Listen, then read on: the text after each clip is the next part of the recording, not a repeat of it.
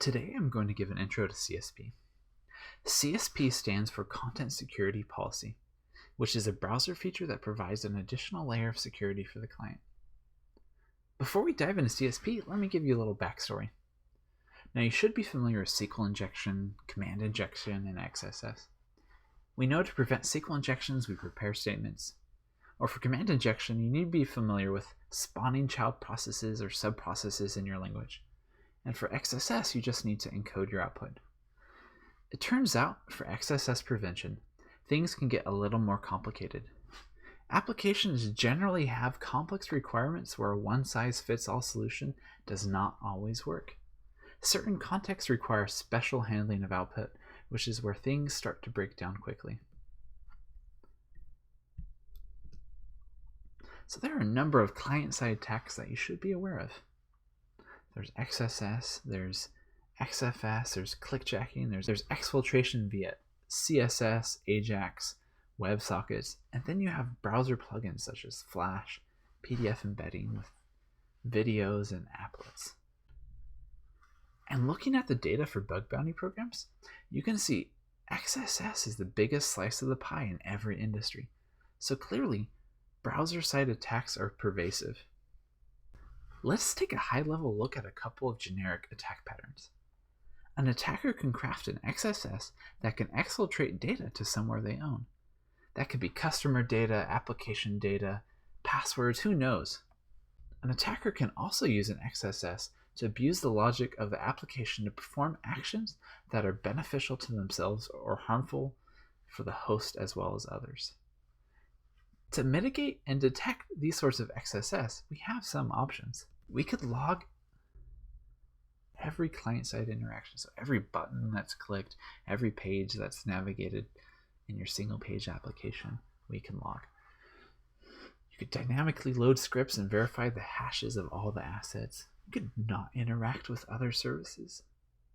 Just don't load content from other domains. And you know what? Just don't have XSS. Just be perfect. Realistically, many of these mitigations are heavy and very difficult to achieve. We will have to load content from other domains. It's not realistic to not interact with other domains. Browser vendors understand the problems we are facing, and they've been working on providing mechanisms in the browser to help developers mitigate attacks in the browser. And we've been using Zap to tackle some of these low-hanging fruit and better leverage browser security options. So turning your attention to CSP, it's good to think of it as another layer of defense. You can't think of it as just a bolt-on replacement for good practices. It's just another component of thoughtful application security. Again, there is no replacement for secure coding practices. CSP is a browser directive developers can use to lock down their applications, controlling what resources the browser is or isn't allowed to interact with. CSP is not intended to be a first line of defense against content injection, but really as part of a defense in-depth strategy. Again, there is no replacement for secure coding practices. So how do you use CSP? You can either use HTTP headers, the recommended way, or meta tags. You create a policy by specifying each resource you want to control and what sources are valid for the browser to load. So here we have an example with script source and a few sources. These sample sources demonstrate the various ways you can define sources.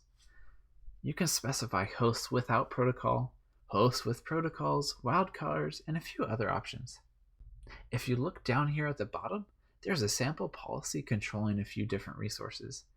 It is essentially saying only load assets on this domain, as well as fonts and styles via Google Fonts. You can control additional resources, not just fonts and styles.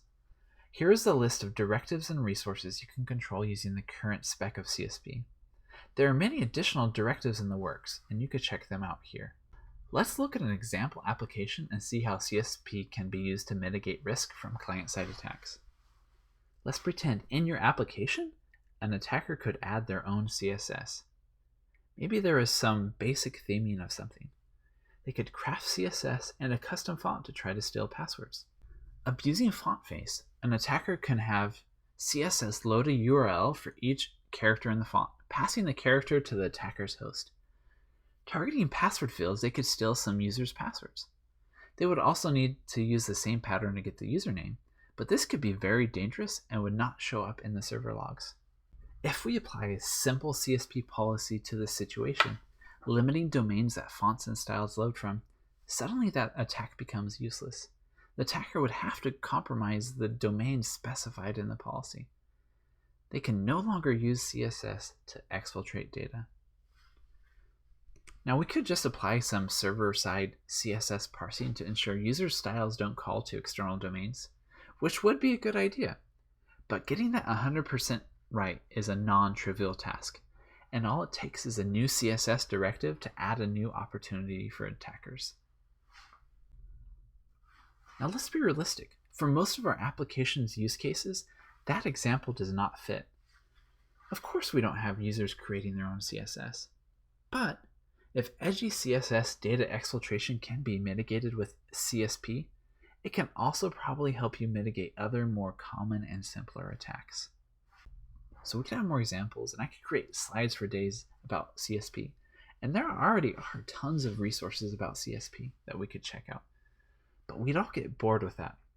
So let's actually jump into playing with CSP and see what we can learn. I actually created an application to play with creating CSP policies, so you can very quickly and clearly see the impacts of a given policy to a page. Let's go ahead and check it out.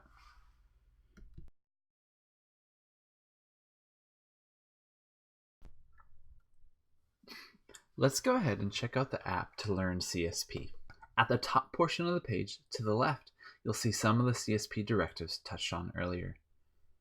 If you scroll down, you'll see a table of elements including their source code, as well as a red or green icon to indicate whether they were loaded.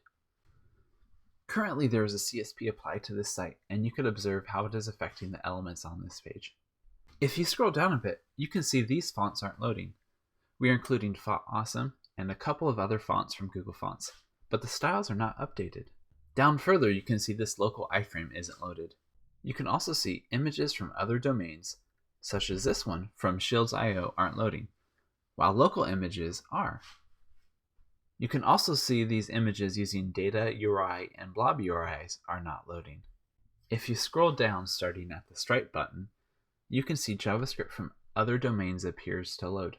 The Stripe button works, the Twitter widget works, jQuery from Cloudflare works.